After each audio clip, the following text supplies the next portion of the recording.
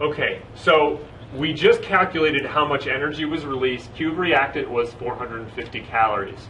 But of course, that is going to depend on how much material we have. That number may increase or decrease depending on how much fuel you burned.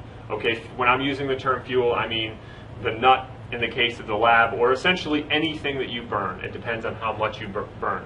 So in order to kind of make all of those numbers come together the same, we're going to look at the heat released or energy released per gram.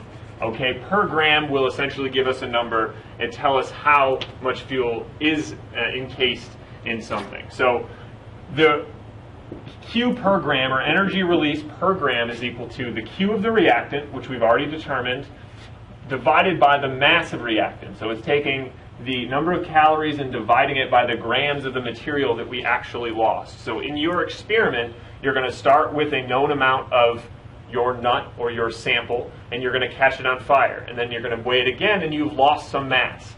Where did that mass go? Well, that is the mass I'm talking about. That's the mass that was essentially turned into energy.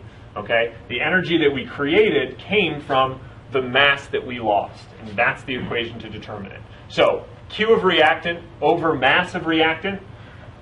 Well, we already know our Q of reactant is 450 calories divided by the mass of our reactant. This time the mass is not the water, and the mass is actually the amount of material that burned, or the amount of material that we lost. So 1.2 grams.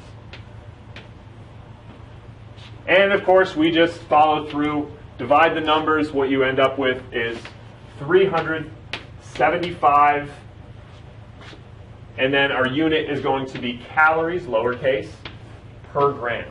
So what that means is whatever I burned, it's going to produce 375 calories for every gram that I burn.